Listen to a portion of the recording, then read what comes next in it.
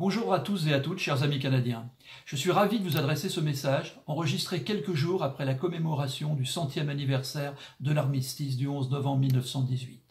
J'ai eu l'occasion, pendant de nombreuses années, de travailler sur l'histoire des troupes canadiennes venues combattre sur le sol français au cours des deux conflits mondiaux.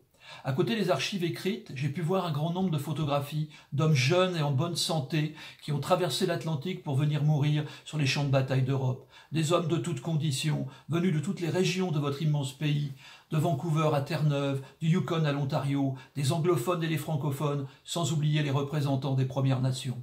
Ces hommes, qui avaient des talents multiples, intellectuels comme manuels, ont perdu la vie dans les plaines de la Somme, sur la crête de Vimy, dans la boue de Passchendaele, sur les plages de Normandie, au nom de principes clairs et forts, combattre pour le droit, pour la justice et pour la liberté des peuples. J'ai été frappé en préparant une exposition consacrée aux graffitis tracés par des combattants canadiens de la Grande Guerre dans des carrières et des abris souterrains, par l'attachement que ces hommes avaient pour leur pays, le Canada. Ils ont gravé dans la craie des feuilles d'érable, des silhouettes de castors ou d'animaux de leur ferme. Nos deux peuples ont appris depuis combien la paix était un bien précieux, qu'il fallait défendre contre les haines nationalistes, contre les intégrismes religieux, contre les partisans du mensonge, contre les destructeurs de la nature sauvage.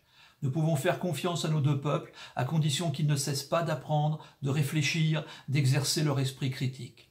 Comme le disait Danton en 1793, « Après le pain, l'éducation est le premier besoin d'un peuple ».